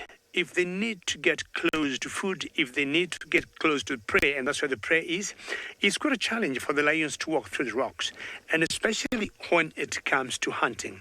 It's a very tough terrain, and Ravinda, what would happen is we have seen once in a while females going to give birth. If those rocks are huge, they got some very nice crevices, or they open nicely, we have seen when some females disappear and we first see them, we'll always see their small cubs on top of those rocks. One, of course, the lionesses can tell their cubs will blend in very well with those rocks. But just to see them going on top of rocks is always quite unusual. I do not remember the last time I saw Ravinda lions, not even these two males here, going on top of rocks. Why don't you want to wake up? Please wake up, rise and shine. Walk around. It's not as hot as it was before. And as I said earlier, I'm trying to imagine these two boys. Good question. We're talking about what males are these, and you got me in the middle of a sentence where I was saying, my guess is these two males are nomadic males, and they must have come from Serengeti National Park. And if I am right, one of them got half a tail, and the other one got full tail. And my guess is at the moment they want to occupy a vacant area that is not fully controlled by the Scarface and his brothers and by the Kicho males. So there's an area of about, 20, 30 kilometers square. There are no particular males that reign or roam in this area. If anything, this is the territory for the Mogoro females. The Mogoro females are always 3 girls. So the last I saw these two males was last year, around October, September, end of September, early October. And they were trying to sneak in, and there's another coalition of males that is called Kipuli with his 2 other youngsters, and Kipuli dealt with one in the morning, fought it, got it out of this area, and in the afternoon the other male was mating with another female called Butternut that belongs to another pride that's called Owino pride, and Kipuli just watched them mating for a whole 3 hours, and around 5 o'clock Kipuli woke up, and Kipuli was like, game on and bring it on. And Kipuli also dealt with that other male, and it was one of the most dramatic fights I've ever seen of male lions. And they left. Well, they are back. Yes, I think I was correct. You have seen that tail. It is the half tail, but not from the Kicho males.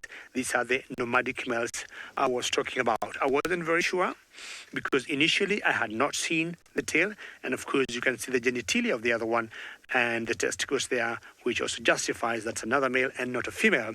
And this is the coalition, I think, will be taking over this area, Chris.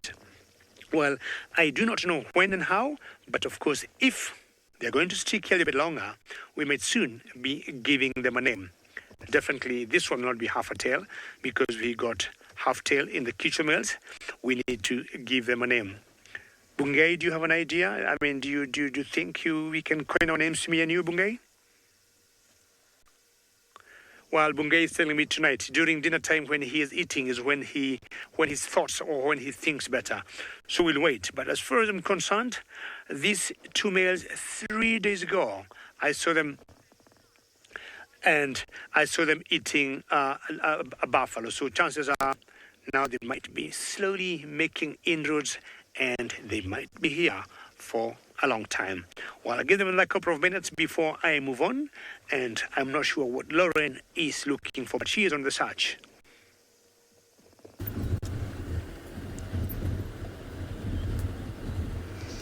Well, I haven't found what I was looking for. We have been everywhere, all up the Mwati and the drainage line where Hasana was last seen.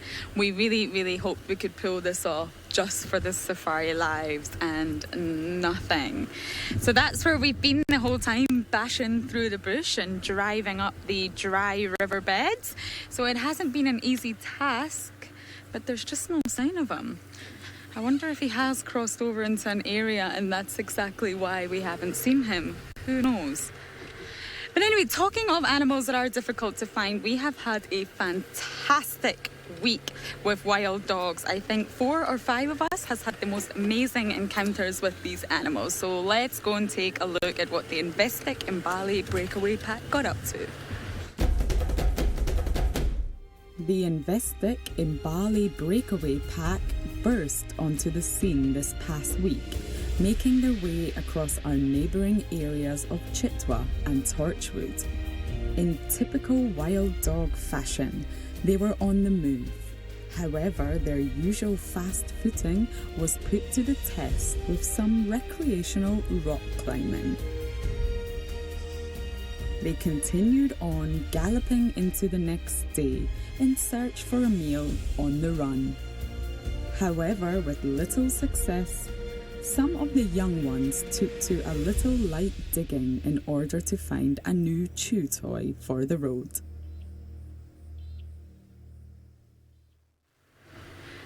The wild dogs definitely do keep you on your toes, that is for sure. My sighting with these dogs was at Chitwa. Both Sebastian and I decided to go and check out the dam to see if anything exciting was happening. And we were on the dam wall, which happens to be quite narrow. And Seb said all of a sudden, "Why are these impala running dogs?" Really loud. I got the fright of my life, and it involved a lot of reversing and a lot of stress, shall we say, to actually go find these dogs. But what a fantastic experience. They seem to be roaming around on Juma a lot these days. We even had them yesterday. So back to who is not roaming around is Mr. Hasana. I could not have possibly have tried any harder today. I just wonder exactly when he is going to appear again. Oh, we do have a cute little dwarf mongoose. Let's go and say hello to little dwarfy here. It's not so easy to actually get these guys. Hello, do you know where Hasana is? He looks terrified even just at the word. Now, believe it or not, we were just talking of the wild dogs, and mongoose and wild dogs actually have a lot more in common than you would think they do.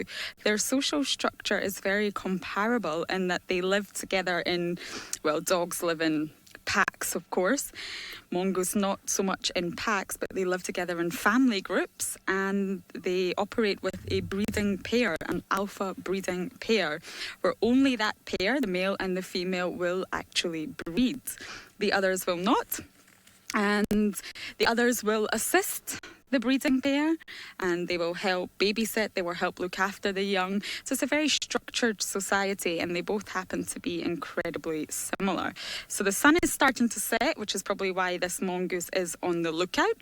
But while we enjoy this lovely view, let's send you back across to Jamie.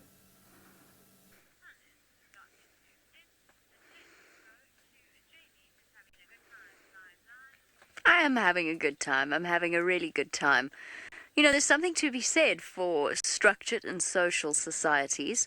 Things like dwarf mongoose and wild dogs and lions even are almost always guaranteed of company within their group. They're at least guaranteed a little bit of affection, usually, from some of the other members of their social grouping. Same cannot be said for leopards, of course. Leopards are solitary creatures. They don't particularly like the company of other leopards, and in fact, in the times that you see them together, especially where you're talking about adult leopards, they don't particularly enjoy the company of other leopards. You see them mating, and I've always noticed that they seem to be quite resentful of the company that they are forced to put up with over the course of those 5 days.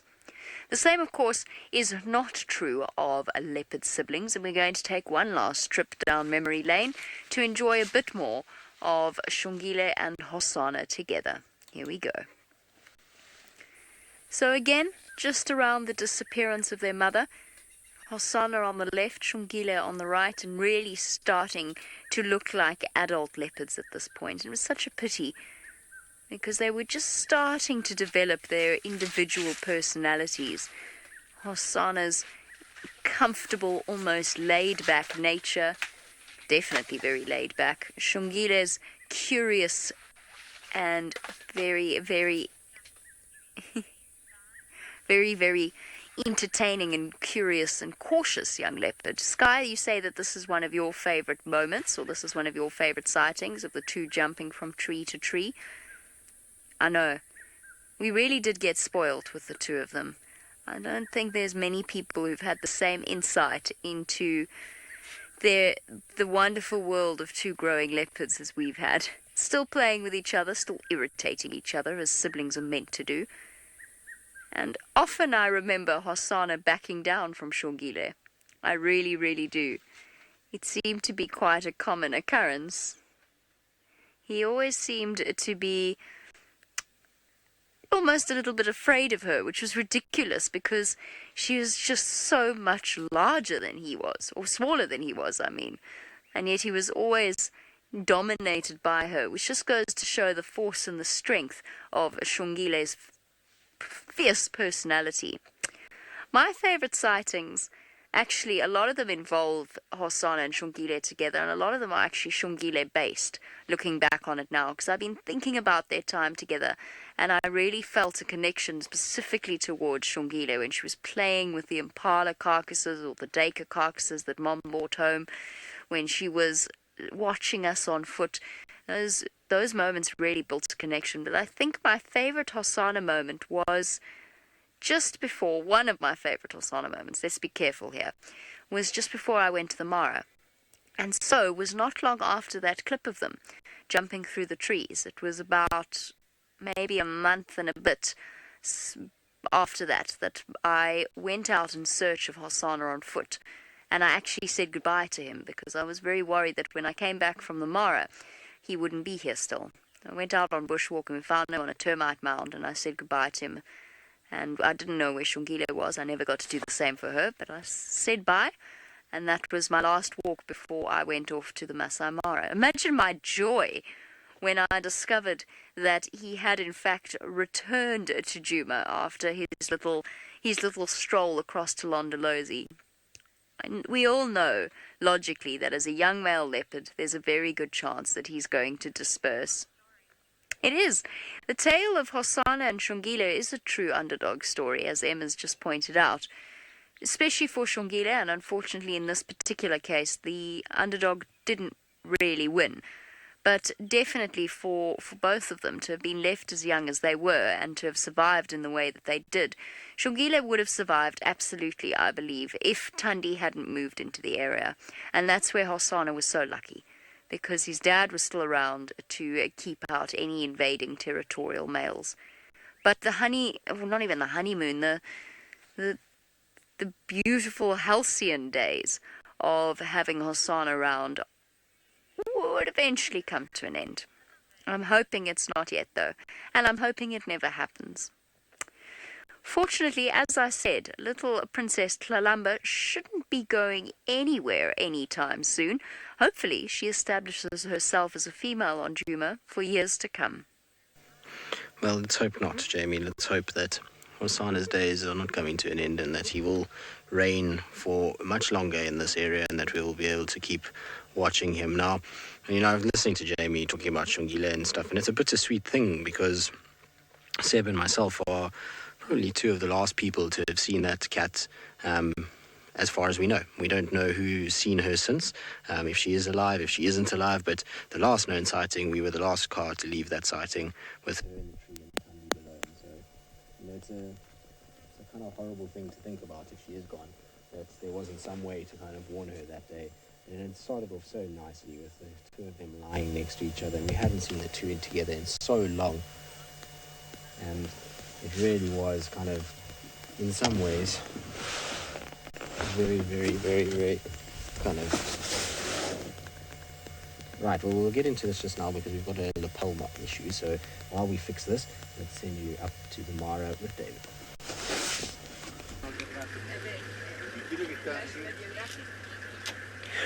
Well, we are deciding to watch the sun go down, and this is one very special moment in my life.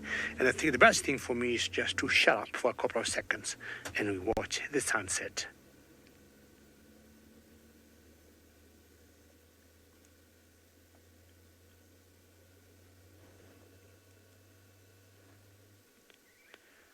That's the tree called the Boskia tree, or the shepherd tree. And that's the western horizon from the Mara Triangle in Kenya. As the sun is giving us that golden moment to end my Monday on a very lovely note. Remember, we have always requested for questions and comments. Hashtag Safari Live on Twitter. And every day I see a sunset. Isn't very good for your comment. You say this is so beautiful. Thank you so very much. I mean, it can't be better. And I do not know what tomorrow's week or by the end of the week whether I'll continue watching these gorgeous moments.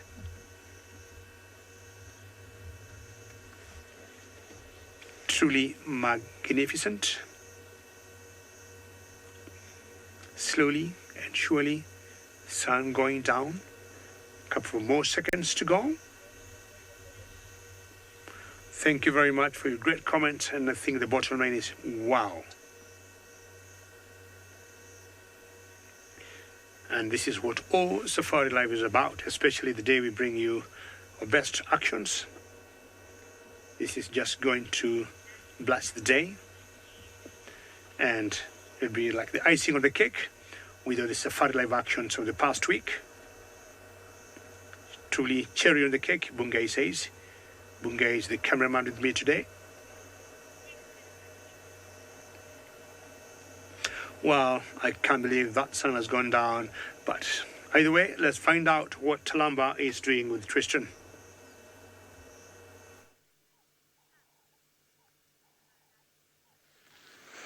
Well, we've hopefully fixed our sound issues and everything is okay, but I was saying basically that it was a horrible kind of thing to know that you watched little Shongile getting kind of beaten up by her older sister, and it was a very traumatic sighting in many ways. And so part of me just wishes that I don't see that with Hasana, and that we're not one of the last to have seen him too, because we saw him that morning last week Tuesday. So I'm hoping that he comes back. I think he will come back. I have positive vibes, I'm pretty sure, and that he's going to appear fairly shortly somewhere here. But it does make you miss Shongile when you kind of think about these sightings, and it's never a nice thing when you think about kind of what happened and how she kind of just disappeared, and that we don't know what happened to her in the end. We really don't have any answers, and part of me wishes I could have stayed there all night to have figured out what exactly took place. Did she get out of there? Was she badly injured? Was she fine? What is the kind of direction she took? All of those kind of answers would have been so nice to have had.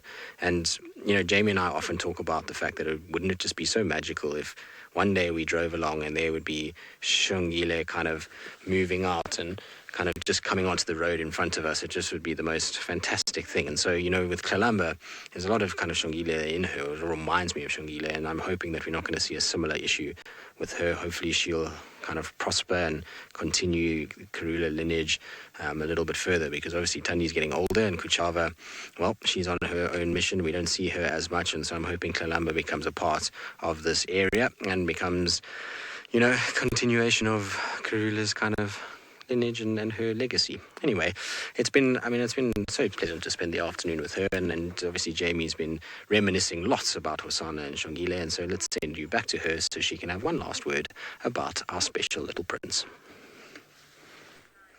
It looks as though Tristan's had a truly lovely afternoon. We've had a lovely celebration here in the tent. They really are the saddest things in the world. I don't know what it is about them, but there's something just really sad about them. I know one other person who was the last one to see, as far as we know, Shongile, and he's behind the camera, because Seb was actually on camera with Tristan the day that Tandi and Shongile had their terrible, terrible fight that ultimately may not have resulted in, but certainly was a precursor to Shongile's disappearance. She was not seen again after that. The fate of her little brother, on the other hand, was one that we have, of course, followed with great glee at times, great concern at others, and fortunately, he managed to bring a happy end to the tale of Karula's fifth and final litter. And by the time the end of 2017 approached, he was already standing on his own four paws. As I said, Hasana does not lack in skill when it comes to the hunting department. He is quite a gifted little hunter, and as he stalks through the grass, we've seen that hunting prowess in action. If not live, certainly we've arrived at the final result. It is absolutely the case that there is plenty of hope for Hasana's future, especially given the interesting, peculiar relationship that he has with his father. It might be a bit of a snarly one, but he has been reliant upon Tingana for a considerable period of time. I think that occasionally he managed to sneak a bite of Tingana's meals, and of course has since returned the favour, thus keeping Tingana in power for perhaps a longer period than he might otherwise and naturally have. And as a result, that in turn has secured Hasana's safety. Michael says that he has enjoyed this trip down memory lane. It has been really very special, hasn't it? I've enjoyed it as well. It makes me a little bit sad, a little bit nostalgic, but it has been a truly, truly special Safari Lives indeed. Happy birthday, Hasana, wherever you happen to be. We don't know where you are, but we look forward to seeing you. And thus this concludes the 34th episode of Safari Lives. Perhaps in a year's time, he'll be here to celebrate his 4th birthday. Thanks for joining us, everyone, and we'll catch you for the Sunrise Safari. I hope you had fun.